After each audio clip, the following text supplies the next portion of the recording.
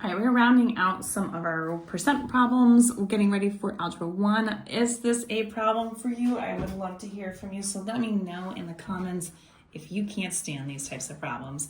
And if you can't, hopefully this little setup will help you because it's a really simple setup that's easy to follow and should help you out. So let's get started. 17% of what is 156? So we know the percent is 17. That's always going to be, if you're given the percent, it goes in that percent sign symbol right there. So we're going to do 17 over 100. Everything's always out of 100. And then we're going to look at that is over up. So where you see the is, it is attaches to the number that goes with that, of attaches to the number that goes with that. So since we see is 156, we are going to put that in the numerator where the is position is. So we're missing the up, right? So that is the X in question. So we're going to multiply this times whatever this might be, whatever variable you want to call it.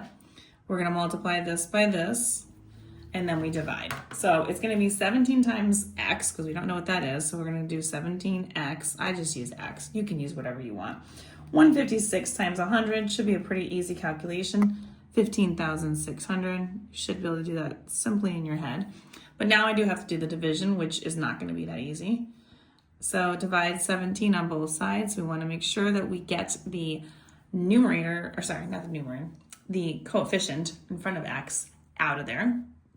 So when we do 15,600 and we're going to divide that by 17, the instructions tell us to round to the nearest tenth. So when we look at our answer, we look and we see that we end up with 917.6. And we have to look to the hundredths position to decide whether or not we keep that 6 or we move it up to a 7. So because it is a 4, we're going to keep that 6 the way that it is. And so this would be a total of X equaling 917.6. And that would be my finalized answer. And now we're going to move on to one last one for this section. So 120% of 118 is what?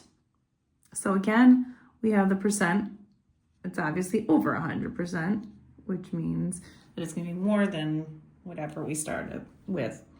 And then we're going to take a look. So in this case, the of is the 118, and we're looking for the is. So this is going to be the blank spot or the unknown, the is, and then the of is going to go down here. Again, the setup is always the same.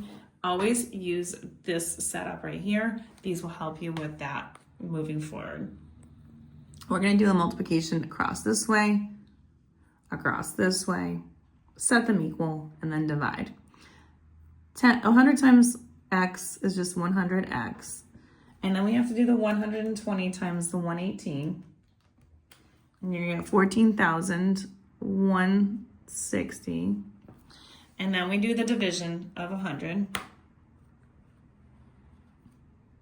And again, this should be fairly decent, but again, I'm just going to show you guys to get 14,160 divided by 100. All you're doing is moving a decimal place.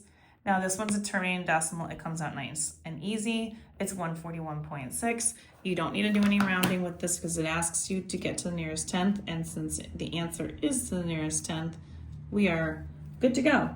And if you want more questions like this, find them on my YouTube, Instagram, and TikTok at YouWantAlgebra. All these are located in the Are You Ready for Algebra 1 class. Don't forget, like, share, and follow me for more.